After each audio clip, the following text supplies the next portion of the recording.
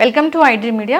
So జనరల్గా uric acid గురించి చెప్తూ ఉంటారు. యూరిక్ యాసిడ్ అనేది ఎందుకు పెరుగుతుంది, అసలు లెవెల్స్ ఎలా ఉండాలి? సో చాలామందికి డైట్ చెప్పినా నాన్ వెజ్ తీసుకోకపోయినా లెవెల్స్ అనేవి కంట్రోల్ అవ్వట్లేదు అని చెప్తున్నారు. ఎందుకు పూర్తి వివరాలు తెలుసుకుందాం. మనతో పాటు ప్రముఖ internal medicine specialist doctor Rajesh Ukkala ఉన్నారు. డాక్టర్ గారు నమస్తే. నమస్తే. యూరిక్ యాసిడ్ ఇది పెరిగితే అసలు ఏమవుతుంది శరీరంలో? సో నేను ఎప్పుడు చెప్తున్నట్టే లైఫ్ స్టైల్ డిజీజెస్ అని చెప్తూ ఉంటాను. వీటిలో ఒక పార్ట్ యూరిక్ యాసిడ్ది. ఇవన్నీ కూడా బాడీలో జీవక్రియలకు సంబంధించిన థింగ్స్. అయితే యూరిక్ యాసిడ్ అనేది ఒక మెటబోలైట్, ఒక బై ప్రోడక్ట్, యూజువలీ ప్రోటీన్కి సంబంధించి వచ్చే ప్రోడక్ట్ ఇది. సో అందరి హెల్దీ పీపుల్లో యూరిక్ యాసిడ్ ప్రొడ్యూస్ అవుద్ది, బాడీలోంచి వెళ్ళిపోతూ ఉంటుంది. అయితే ఎవరైతే సరిగ్గా వాటర్ తాగరో, ఎవరికైతే కిడ్నీ ఫంక్షన్ అబ్నార్మాలిటీస్ ఉంటాయో, ఎవరికైతే ట్రైగ్లిజరైడ్ లెవెల్స్ ఎక్కువ ఉంటాయో, ఎవరికైతే మాంసాహారం ఎక్కువ తీసుకునే అలవాటు ఉంటుందో వీళ్ళల్లో యూరిక్ యాసిడ్ ఎక్కువగా వచ్చేదానికి ఆస్కారం ఉంది. సో జనరల్ ప్రిన్సిపల్ ఒకటి కిడ్నీ ఫంక్షన్, రెండు వాటర్ ఇంటేక్. వీటితో చాలా ముడిపడి ఉంటుంది యూరిక్ యాసిడ్.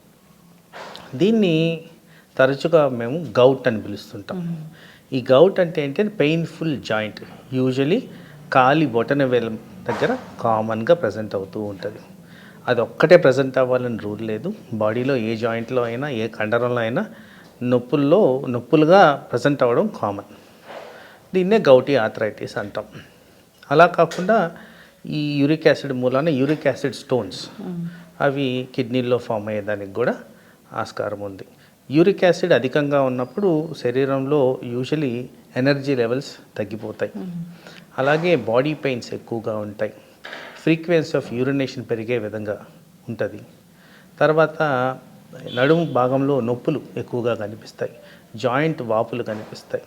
ఇలా వివిధ రకాలుగా యూరిక్ యాసిడ్ అనేది ప్రెసెంట్ అవుద్ది. ముఖ్యంగా ఆల్కహాల్ తీసుకునే వాళ్ళల్లో యూరిక్ యాసిడ్ అధికంగా ఉండేదానికి ఛాన్స్ ఉంది. అలాగే కూల్ డ్రింక్స్ తీసుకునే వాళ్ళల్లో కూడా యూరిక్ యాసిడ్ పెరిగేదానికి ఆస్కారం ఉంది.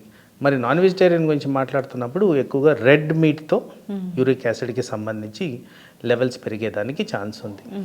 సో ఇలా డిఫరెంట్ రీజన్స్ వల్ల మన బాడీలో యూరిక్ యాసిడ్ పెరిగేదానికి ఆస్కారం. అయితే యూరిక్ యాసిడ్ వల్ల బ్లడ్ ప్రెషర్ ఎఫెక్ట్ అవుతుంది, హార్ట్ అటాక్స్ వచ్చేదానికి ఛాన్స్ ఉంది. తర్వాత కొన్ని జీవక్రియలు ప్రాబ్లం వచ్చేదానికి కూడా ఆస్కారం ఉంది. సో పలు రకాలుగా శరీరం అంతా ఎఫెక్ట్ అయ్యే విధంగా యూరిక్ యాసిడ్ అనేది బిహేవ్ చేస్తుంది. జాగ్రత్తగా ఉండాలి. పెరగడం అంటే ఎంత పెరుగుతుంది మనం హై అంటాము? సో నార్మల్గా మెన్ అండ్ విమెన్లో అరౌండ్ 6 ఉంటే హై, మెన్లో అరౌండ్ 7 ఉంటే హై. సో దీనికన్నా తక్కువ ఉండేటట్టే మనం చూసుకోవాలి. Simplest solution is hydration, diet regulation. నేను చెప్పిన వాటిల్లో ఏదన్నా మీరు అధికంగా తీసుకుంటూ ఉంటే వాటిని తగ్గించుకొని తీసుకుంటే యూరిక్ యాసిడ్ లెవెల్స్ అదుపులో ఉండేదానికి ఛాన్స్ ఉంది. మందులు ఎప్పుడు రాస్తారు డాక్టర్ గారు? సహజంగా ఏసిమ్టమాటిక్ అంటే ఏ ప్రాబ్లం లేకుండా యూరిక్ యాసిడ్ కనుక్కుంటే జనరల్గా వాటికి న్యాచురల్ పద్ధతుల్లోనే నివారణ చర్యలు చెప్తాం. ప్రాబ్లమ్స్ గౌట్ వచ్చింది, స్టోన్స్ వచ్చాయి, ఇంకేదన్నా ప్రజెంటేషన్ నేను చెప్పిన దాంట్లో వచ్చినప్పుడు డెఫినెట్గా మెడిసిన్ ద్వారానే దాన్ని తగ్గించడం అనేది జరుగుద్ది. యూరిక్ యాసిడ్ కోసం టెస్టులు ఏముంటాయి? యూరిక్ యాసిడ్ టెస్టేనా? 1 uric acid test, 2 kidney function test, 3 cholesterol test. ఇవి తప్పనిసరిగా చేసి నిర్ధారించడం జరుగుతుంది. ఏజ్తో సంబంధం లేకుండా వస్తుందా ఇది? ప్యూర్లీ మెటబాలిక్ అంటే డైట్కి సంబంధించింది కాబట్టి సో ఏజ్తో సంబంధం లేకుండానే ఇది ప్రజెంట్ అయ్యేదానికి ఛాన్స్. యూరిక్ యాసిడ్ పెరిగింది, బీపీ పెరిగింది అన్నప్పుడు యూరిక్ యాసిడ్ కంట్రోల్లో ఉంచుకుంటే బీపీ అనేది తగ్గిపోతుందా? అది ఒక కారణమే. సో ప్యూర్లీ యూరిక్ యాసిడ్ వల్లే బ్లడ్ ప్రెషర్ అని కాదు, వేరే కారణాల వల్ల బ్లడ్ ప్రెషర్ వస్తుంది. కాబట్టి యూరిక్ యాసిడ్ని అదుపులో ఉంచుకోవడం ఒక బ్లడ్ ప్రెషర్ పేషెంట్కి చాలా ఇంపార్టెంట్. ఓకే డాక్టర్ గారు, చాలామంది మేము నాన్ వెజ్ తినడం మానేసాము అయినా కానీ యూరిక్ యాసిడ్ పెరిగిందని మీ వీడియోలోనే కామెంట్ రాశారు. అది ఏంటి అసలు? సో నాన్ వెజిటేరియన్ ఒక్కటి తినడం మానేస్తే మిగతావి ఏమున్నాయి? మిగతావి ఏంటంటే వాటర్ కంటెంట్ చాలా మటుకు నా ఉద్దేశంలో నెగ్లెక్టెడ్. నేను చాలా క్లినికల్ ప్రాక్టీస్లో గమనించేది కూడా అదే. కనీసం 3 to 4 లీటర్స్ వాటర్ మనం తీసుకోవాలి. మరి అది ప్రాపర్గా తీసుకుంటున్నారా? నెంబర్ 1. రెండోది కొలెస్ట్రాల్ శాతం ఎలా ఉంది, పర్టికులర్గా ట్రైగ్లిజరైడ్స్కి యూరిక్ యాసిడ్కి కనెక్షన్ ఉంది. మరి ఆ లెవెల్స్ కరెక్ట్గా ఉన్నాయా? మీ కిడ్నీ ఫంక్షన్ నార్మల్గా ఉందా, మరి ఇవన్నీ కూడా మీరు నిర్ధారించుకోవాల్సిన అవసరం అయితే ఉంటుంది.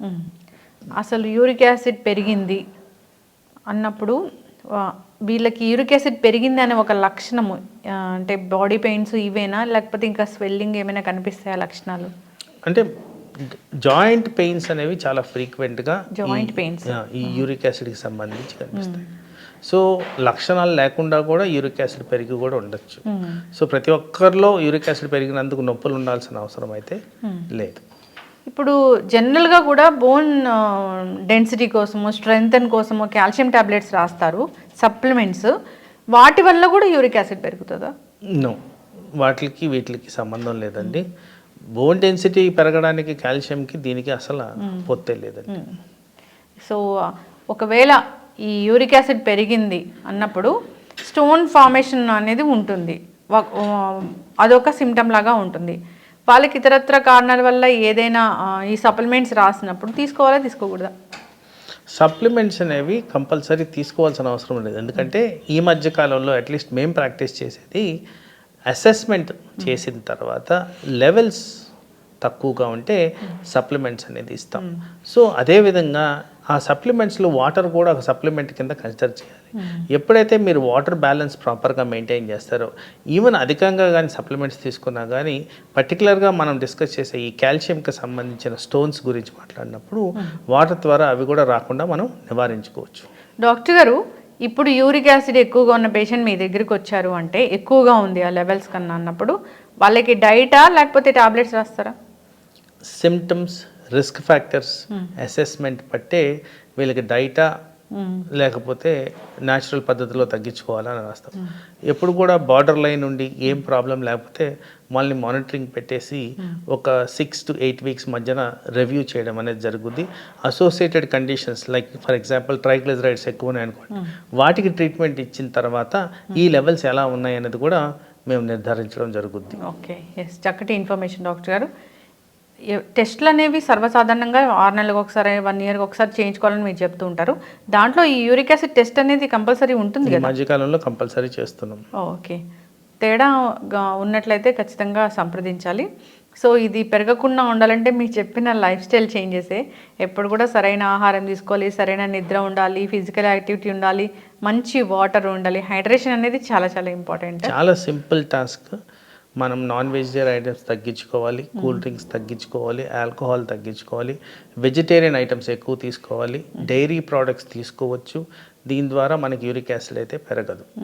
అసలు కూల్ డ్రింక్స్, ఆల్కహాల్ రెండు ఒకటేనా? అంటే వాటిల్లో ఉన్న తత్వం, వాటి కంటెంట్ బట్టి ఆ యూరిక్ యాసిడ్ పెరిగేదానికి ఆస్కారం ఉంటుంది. ఓకే, చక్కటి ఇన్ఫర్మేషన్ డాక్టర్ గారు. అందరు ఫాలో అవ్వాలి. ధన్యవాదాలు. నమస్తే. And for more videos, Please subscribe to iDream. Please subscribe to iDream. Please subscribe iDream. And please subscribe to iDream. For more videos, subscribe to iDream. please like, share and subscribe to the channel. Congratulations, iDream. Subscribe to iDream. Subscribe to iDream. So subscribe to iDream Media. iDream ki iDream team andarki huge congratulations. Please subscribe iDream Media. Please subscribe to iDream. Subscribe iDream. Please subscribe to iDream. iDream అంటే నా కళల ఛానల్ను subscribe చేసుకున్న నోరు తిరుగుతలేదు, మీరైతే గంట గుర్తు కొట్టండి. For more such videos, please subscribe to iDream. Subscribe to iDream. Please subscribe to iDream. Please subscribe iDream Media. Please do subscribe to iDream. Please subscribe to iDream Media. For best entertainment and information, please subscribe iDream. And don't forget to subscribe to iDream.